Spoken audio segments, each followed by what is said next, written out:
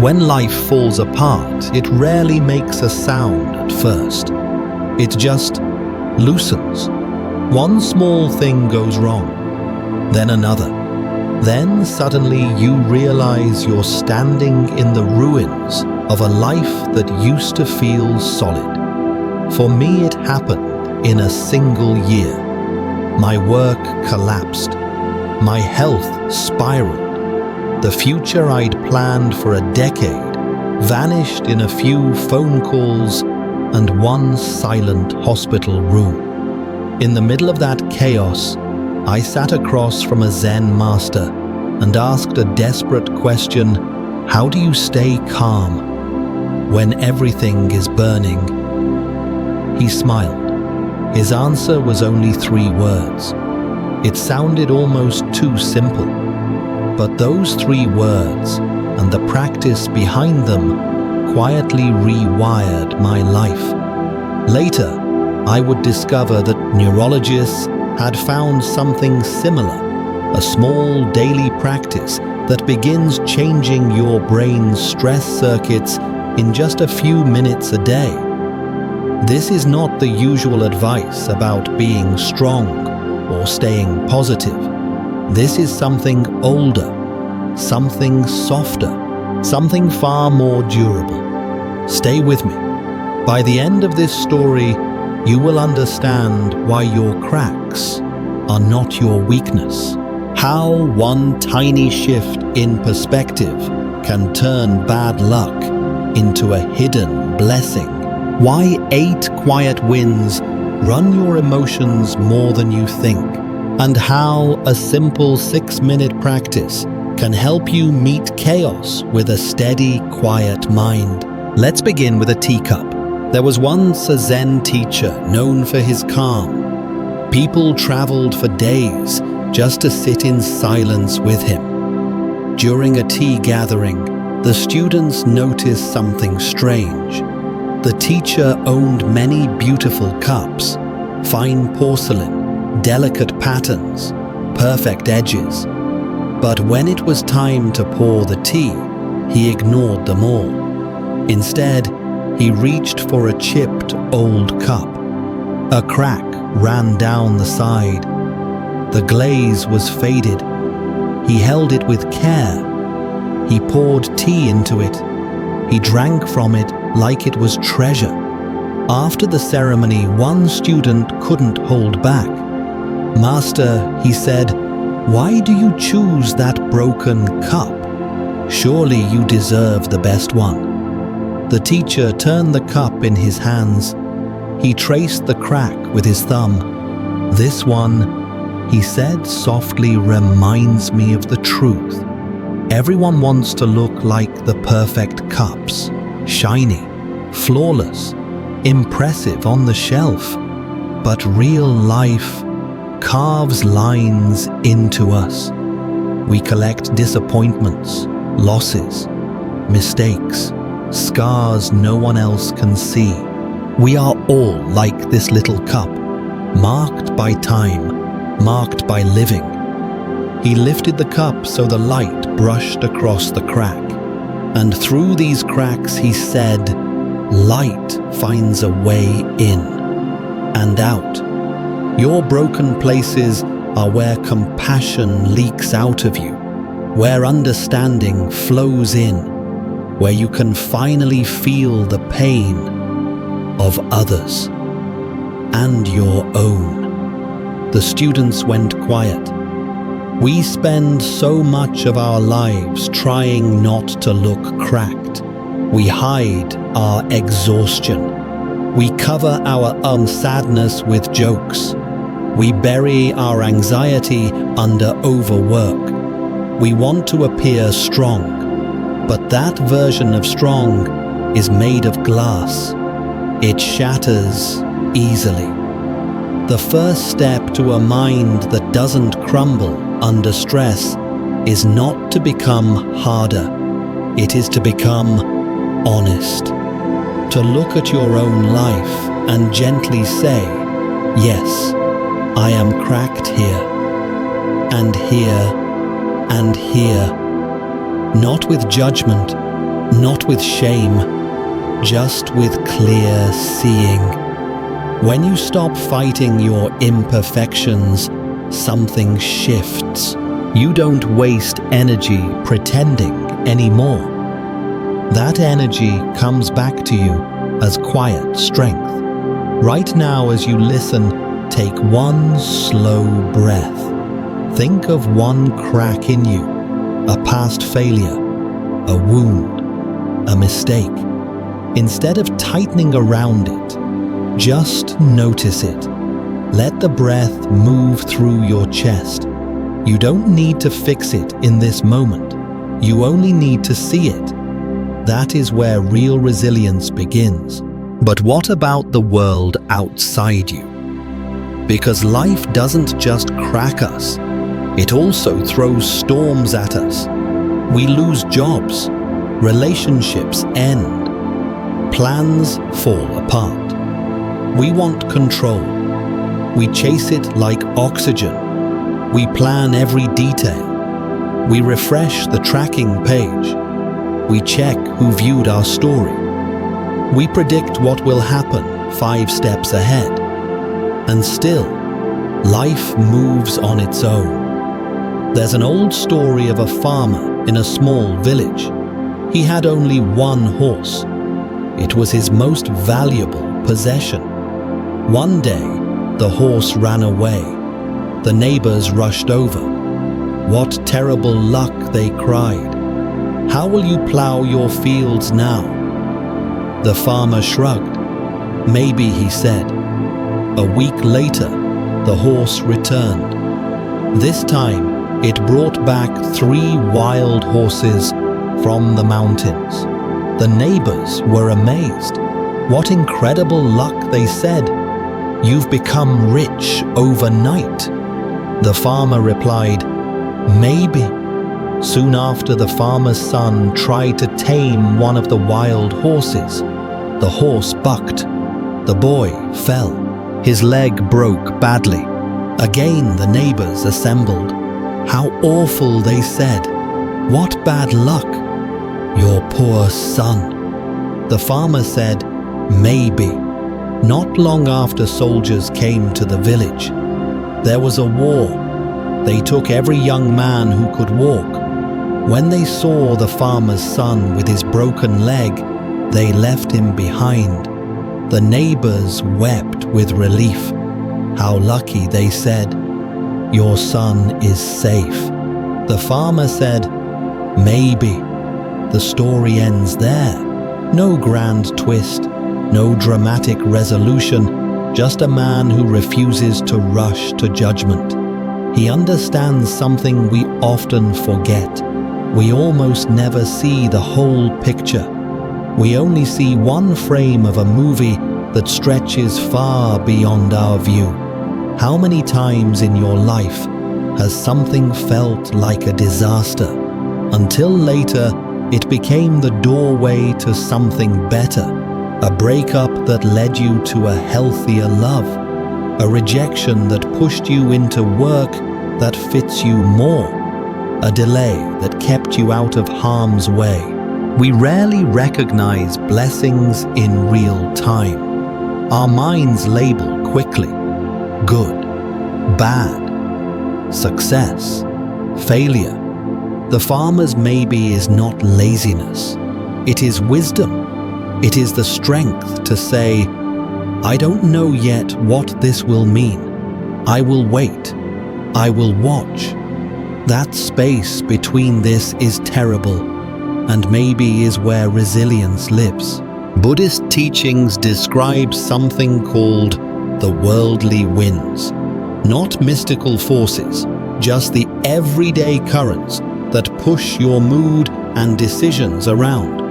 They come in pairs, pleasure and pain, gain and loss, praise and blame, fame and disgrace. 8 winds, blowing through every life. When things feel good, we lean forward, we cling, we are afraid to lose them. When things feel bad, we push away. we tense up. We want to escape. Imagine you work hard on a project. You give your best. Your boss loves it. Public praise. You feel 10 feet tall. You walk lighter. That's the wind of praise. Now, imagine the same work, same effort, same late nights. But this time, the response is harsh, critical, dismissive. You feel your chest tighten, your stomach sink. That's the wind of blame. The winds are not wrong. They are part of life. The problem comes when we let them steer the ship. If your sense of worth rises and falls entirely with these winds, you never touch solid ground. A few nasty comments online can ruin your whole day. One forgotten text reply can convince you no one cares. One slow week at work can suddenly mean I am a failure. The practice is not to stop feeling. You are human. You will feel. The practice is to notice the wind without becoming the wind. When praise comes, you can enjoy it. Smile. Say thank you. And still remember, this too will pass. When blame comes, you can feel the sting. You can listen for what's useful. And still remember, this too will pass. Right now, think about one wind blowing in your life. Maybe you're riding a wave of success. Maybe you're in a season of loss. Whatever it is, say silently, a wind is blowing. I don't have to be the wind.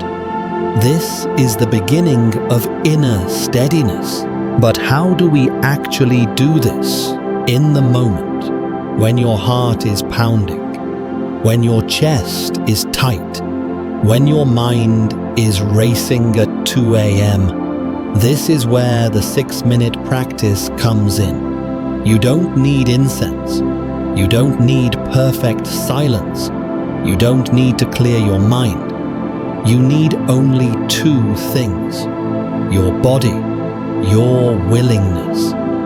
Here is the practice I was given, rooted in Buddhist training, now echoed by modern brain research. You can try a soft version of it right now as you listen. Minute 1. Arrive in the body. Sit or lie down. Let your shoulders drop just a little. Not perfectly, just a little. Feel where your body touches the chair, bed, or floor. Notice the weight, the pressure. Don't try to relax. Just notice. Minutes 2 to 3. Follow one breath at a time. Breathe in through the nose if you can. Let the breath fall out naturally. Choose one point in your body. Maybe the feeling of air in your nostrils. Maybe the rise and fall of your chest.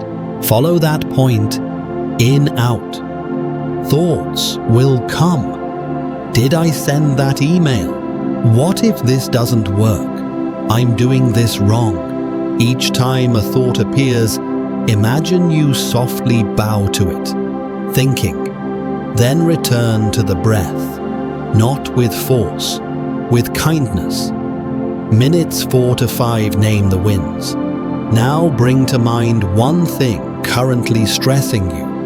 Not the whole list, just one. Notice what emotion rises with it. Tightness, fear, anger, sadness. Give it a simple name. Worry is here. Fear is here. Sadness is here. Then ask quietly, which wind is blowing? Is it fear of loss, longing for gain, craving praise, fear of disgrace? You don't have to fix it. Just name it.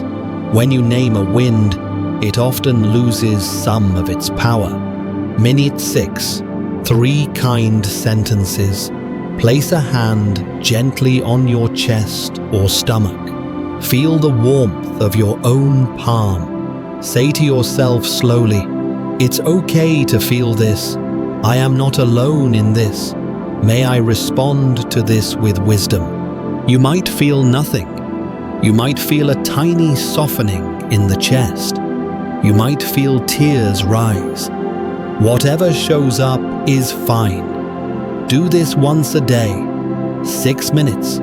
You can do it in your car, in the bathroom stall at work, on the edge of your bed. Over time, repetition teaches your nervous system something new. I can meet discomfort without running. Your brain begins to form new pathways. Stress still visits, but it doesn't grip as hard. Of course, there is another enemy to calm that lives much closer than any boss comment section or bank balance. Your own inner critic, not the voice that tells you you can improve here. That voice is useful. I mean the voice that whispers, "You are broken. You always mess this up. Everyone else is ahead.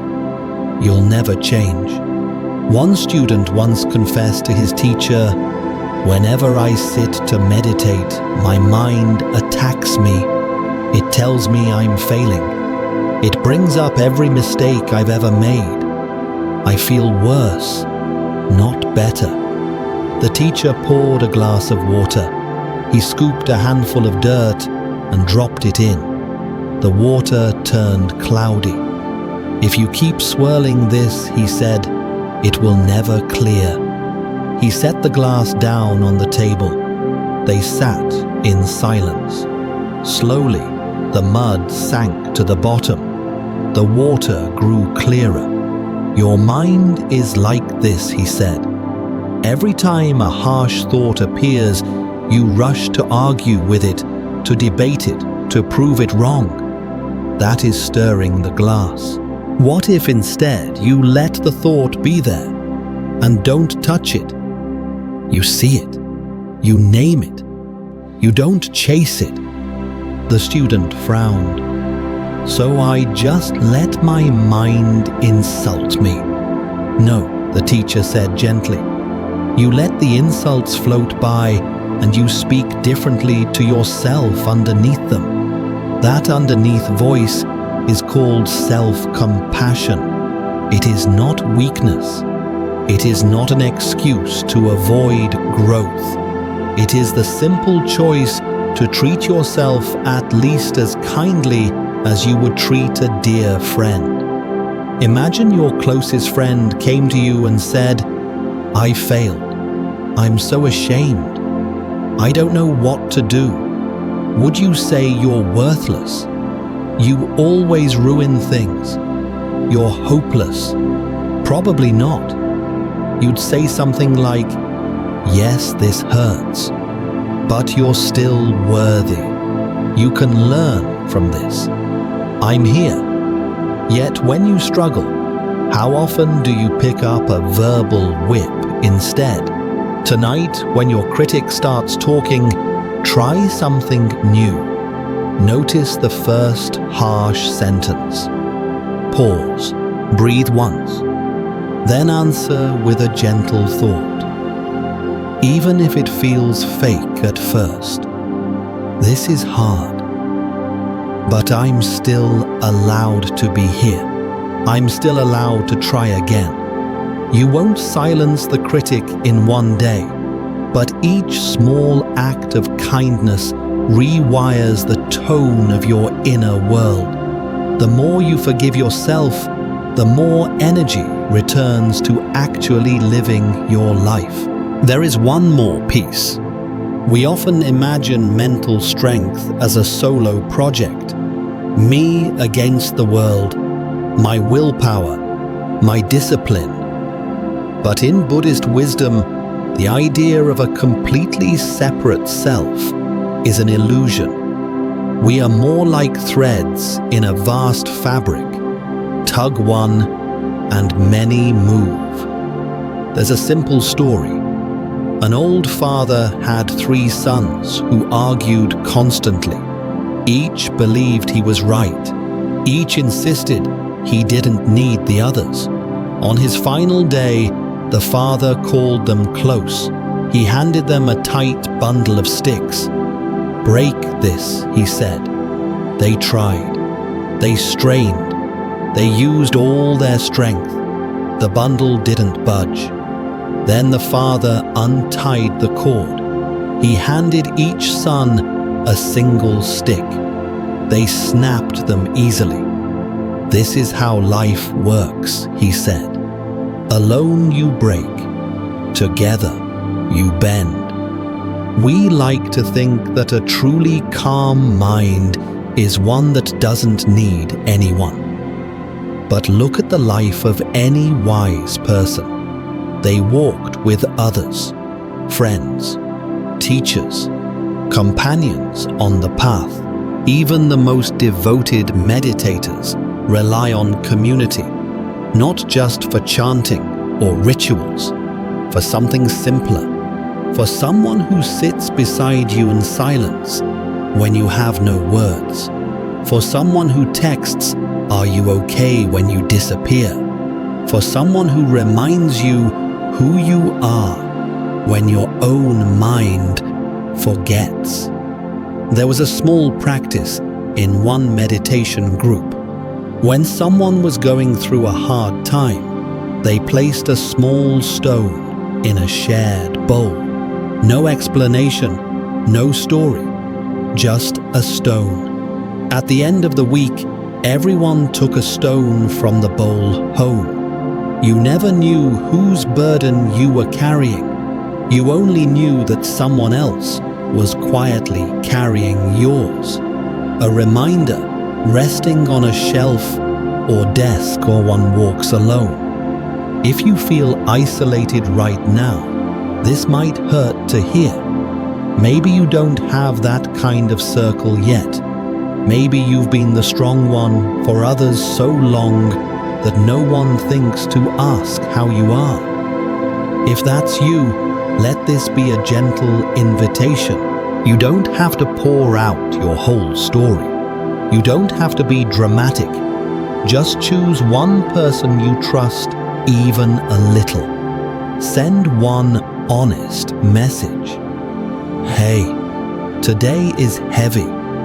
I just needed someone to know." Not everyone will respond the way you hope, but some will. Those are your people. Hold them close. An unshakable mind is not built in isolation.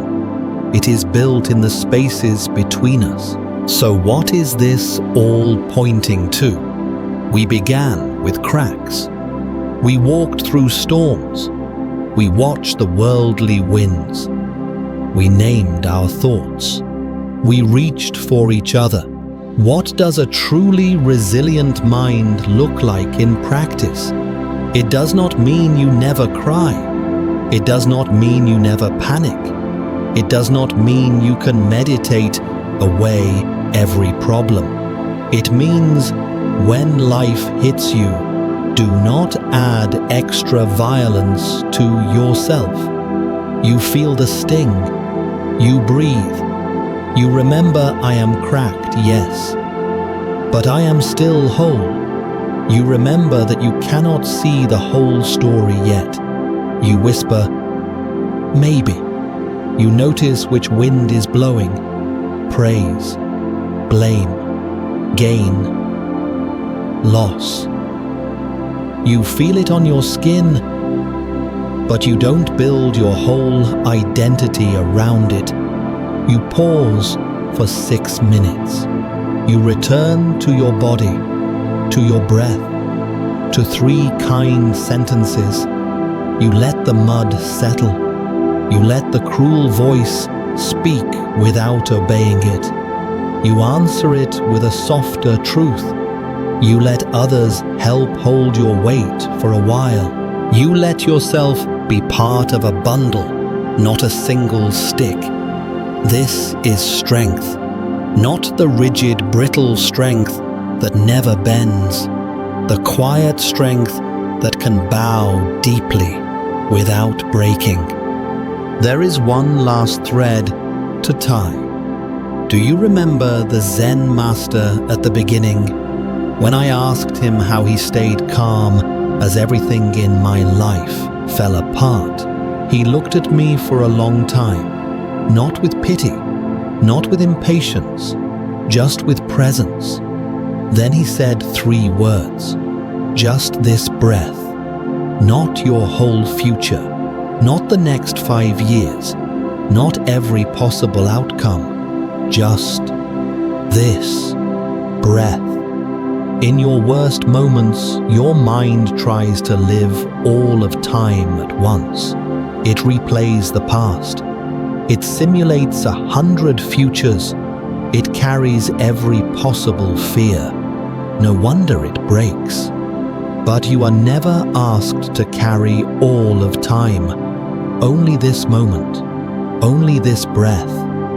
Right now. In, out, again. Every time your mind runs into the fire of fear, you can meet it with these 3 words. Just this breath. That is the doorway. Step through it once, then again, then again. Not to escape your life, but to finally live it from a place of steady, honest human calm. Your cracks are not going away. The winds are not going away. Change is not going away. But something else is already here. A deeper stillness, a wiser strength, a mind that knows it can bend with life and still not break. If this journey resonated with you, take a moment before you move on. Notice one crack in you that you are willing to be gentler with. Think of one person you could support or lean on this week. And tonight, before you sleep, place a hand on your chest. Feel one breath, just this breath, over and over, until the storm inside you starts to remember the taste of calm.